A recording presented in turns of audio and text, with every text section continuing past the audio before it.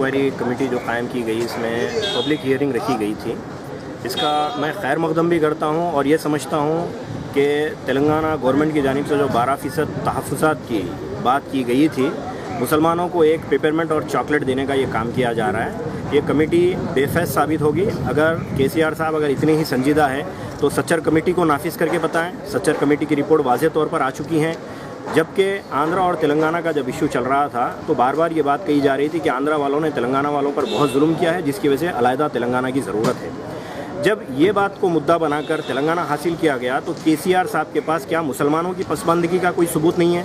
मुसलमानों की पसमानदगी के सबूत के तौर पर सिर्फ मुसलमानों को देखने के लिए पुराना शहरी नहीं बल्कि तेलंगाना के हर डिस्ट्रिक्ट में जाकर देख लिया जाए।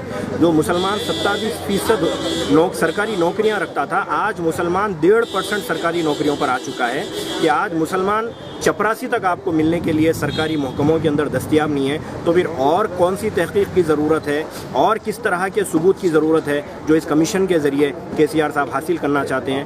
मैं ये समझता हूँ कि केसीआर साहब की जानिब से सिवाय वक्त ख़राब करने के ये और कोई कारआमद बात नहीं है। लिहाजा सुधीर कमीशन का क़याम और सुधीर कमीशन से कोई चीज़ हासिल होने वाली नहीं है।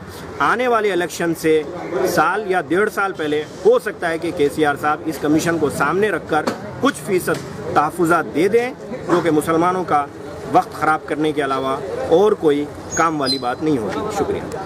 इन अर्गों में हमारा मुतालबा ये है कि जो इससे पहले कमेटियां, हुकूमत दीगर कमेटियां बनाई गई थी कमीशन इंक्वायरी के लिए मुसलमानों की, वो कमेटियों की जो रिपोर्ट ऑलरेडी फ्लोर पे आ चुकी है असेंबली के, उसको रूबे अमल लाए।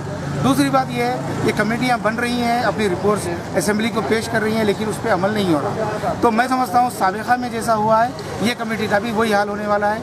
ये कमेटी भी अपना काम करेंगी, इजलासें मुनक़्क़िद होंगी, फिर असेंबली में रिपोर्ट पेश होंगी, उस पर बहस होंगी और फिर बर्फ़दान में चली जाएंगी। लिहाजा इसकी लीगल एंटिटी कुछ नहीं है, क्योंकि मैं पेशे से एडवोकेट हूँ, वो हिसाब से मैं बता रहा हूँ कि ये इसकी कोई लीगल एंटिटी नहीं है। हुकूमत अगर संजीदा है तो इसको बीसी कमीशन कायम करे।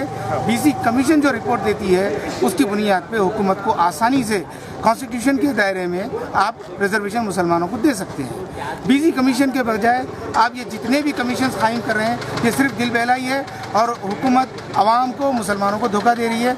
मैं चाहता हूँ कि मुस्लिम वकला आगे आएँ और हुकूमत के ख़िलाफ़ ब्रीच ऑफ